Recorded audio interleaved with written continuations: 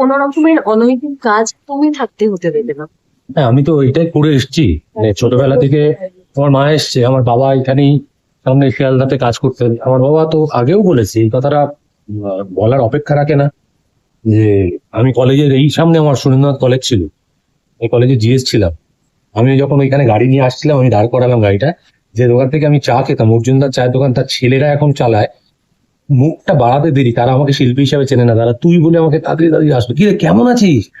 আমি কিন্তু প্রায় 16-17 বছর পর তাদের সঙ্গে কথা বলছি। তো আমি জিএস ছিলাম, কলেজে সেক্রেটারি ছিলাম, আমি পুজো কমিটি চালিয়েছি। কেউ কখনো অনৈতিক কাজে আমাকে দেখেনি, ভবিষ্যতেও দেখবে না। এবং লাস্ট 15 থেকে 16-17 বছর কখনোই কোনো অনৈতিক কাজের সঙ্গে আমি যুক্ত ছিলাম না এবং যুক্ত থাকবো না। যেটা তুমি যে কলেজটার কথা বললে, সেই কলেজটার এখনকার ছবি খারাপ লাগায়, মানে যেহেতু তুমি দেখো, নিজেই আজকের দিনে আমি কোনো না মানে অশুভ কথা বলবো না। তোমাদের ডেফিনেটলি খারাপ লেগেছে, বাকি মানুষেরও খারাপ লাগবে।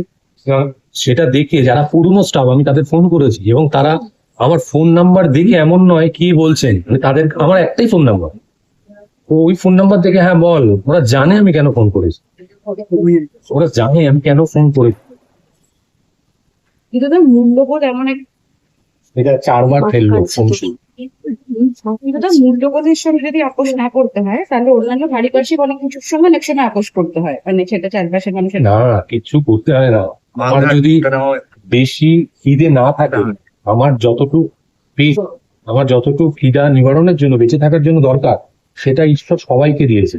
শুধুমাত্র আমাদের ওই ছুটে চলেছি কিসের জন্য, এইটা থেকে যদি বেরোতে পারি, তাহলে মনে হয় না কোনো করাপশন, কোনো কিছুই হবে। প্রচুর সংস্থা গড়ে উঠবে, নিজেরাই এগিয়ে আসবে যে আমি কি করবো। দেখো, আমার কাছে যে অর্থ আমি এতদিন ধরে ইনকাম করছি, কালকে সকালবেলা আমার যদি এই শ্বাস প্রশ্বাস না থাকে, ওই অর্থ কি মানে কি হতে পারে। মানে আমার বাবা মার সুস্থ জীবনের জন্য আমার বাবা মা কি সত্যি সত্যি চায়, মানে নিজের ছেলে থাকুক না, ছেলের অর্থ থাকুক, কোনো বাবা মা চায় না, কোনো পরিবার চায় না। যেটা গত সপ্তাহে তোমার নামে একটি অভিযোগ উঠেছিল যে তুমি নাকি আচ্ছা, অনেকেই তো অনেক সংগঠনের সঙ্গে যুক্ত হচ্ছে, তোমার এই সংগঠনের সঙ্গে যুক্ত করা কেন নিজেকে? এইটা আমার হচ্ছে ওই যেটা বললাম, আমি আমার কাছে প্রচুর চিঠি আসে, প্রচুর অর্থ আসে, আমি ব্লেসড। মানে সেটা লাস্ট 4 বছর ধরে আরো বেড়েছে। মানে সেই অর্থ বাইরে থেকেও বুঝে, চিঠির মধ্যে বুঝে আসে। সেই অর্থ জমাতে জমাতে ধরো কখনো কারোর সাহায্যে যাচ্ছে, আমি নামগুলো নিচ্ছি না, তোমরা নিজেরা জানো, বারবার এই সাহায্য করলাম, এই ব্যাপারটার মধ্যে কখনোই আমরা আমাদের অর্গানাইজেশনে কেউই থাকতে চাই না। তো এইটাকে এবার একটা ছাতার তলায় আনতে চেয়েছি, যে এই যে অর্থগুলো আমার নামে আসছে, আমার কাছে আসছে, সেটা সঠিক মূল্যায়ন হচ্ছে কিনা তাদেরও জানা দরকার। আমরা যেমন প্রত্যেক বছর অডিট করবো, অডিট তো করতে হয় এনজিও সংস্থা, সেই অডিট একদম তোমাদের হাতে হোক, মিডিয়ার হাতে হোক, সোশ্যাল সাইটে হোক, আমরা প্রেজেন্ট করবো। মানে আমাদের কোনো রকমের আয়নার মতো থাকবে। বললাম তো, একদিন বা 1.5 দিন হয়েছে, সেখানে 2,80,000 টাকার মতো ডোনেশন আমরা পেয়েছি। 10 টাকা ডোনেশনও আছে, আবার 70,000 টাকার ডোনেশনও রয়েছে। ফিনোমিনাল। যেহেতু একটা অর্গানাইজেশন চালানো, এবং যেটা তোমার নাম, এবং সঙ্গে ইউনিভার্স রয়েছে, বহু মানুষ রয়েছেন, ততটার সঙ্গে চালানো, সেটা অনেকটা সময় দিতে হয়, অভিনয় সঙ্গে এইটা কি করবে, মানে পরবর্তী না, একটা পুরো কমিটি রয়েছে এবং সেই কমিটিতে এক্স SBI এর মাথা বলতে সেরকম রয়েছে, রেলওয়ে, মেট্রো রেলওয়ে লয়ার রয়েছে, শিক্ষক রয়েছে, মানে ঘরোয়া বউ তিনি এখন ওয়াইফ, কিন্তু তিনি আগে পড়াতেন, তিনি ইউনিভার্সিটিতে পড়াতেন, লেখিকা রয়েছে। তো এইরকম লোকজনকে রাখা রয়েছে যারা নিজেরাই এতদিন ধরে কন্ট্রিবিউট করেছে। তারাই চাইছিল একটা ছাতা। নামটা সত্যি আমার ব্যবহার হয়েছে এখানে, আমার প্রথমে অনীহা ছিল। দেখো, আমরা যে সোসাইটিতে বাস করছি, একটা তো ভয় কাজ করে। তারপরে ভাবলাম এই ভয়টাকে যদি জয় না করতে পারি, তাহলে ওই সারা জীবন প্রতিবাদী করে যাবো, নিজেকে এক স্টেপ এগিয়ে আসতে হবে।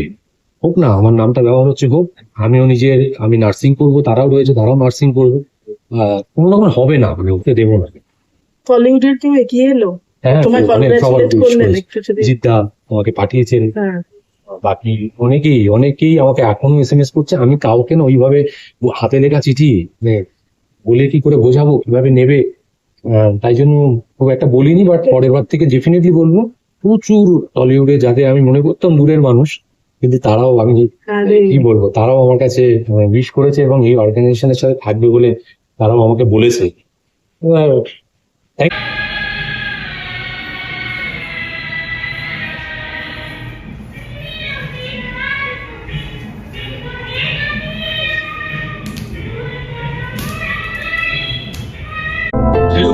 যদি বাঁচে রাখা যায় এই প্রয়াসটা যদি চিন্তায় ভালো করে পড়ে, আমার খুব একটা বিশেষ বলার কিছু নেই। যেগুলো আমরা ব্যাপক হয়েছে বলে আমাকে হচ্ছে আমি মানসিক ভাবে ভৌতিক করে এখানে এই কাজগুলোর প্রতি হয়েছে একটা সাথে বলা হয় অনেকে জড়িত হয়েছে তারা কোনো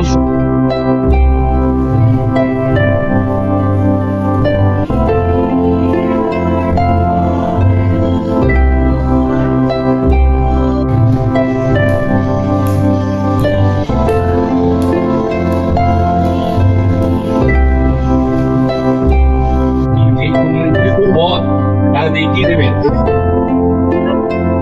তাদের প্রথম দরকার দেবেন। আমার যখন তোমার দরকার নেই এই কাজটা আমাদের রয়েছে আমার কাছে, আমি ছুটি করতে ভালোবাসি, আমার কাছে আসে আসে। টলিউড ফোকাস কলকাতা চ্যানেলটি আপনাদের ভালো লেগে থাকলে লাইক করুন, সাবস্ক্রাইব করুন এবং অবশ্যই আপনাদের পছন্দের ভিডিওটি শেয়ার করুন। Tollywood focus Kolkata.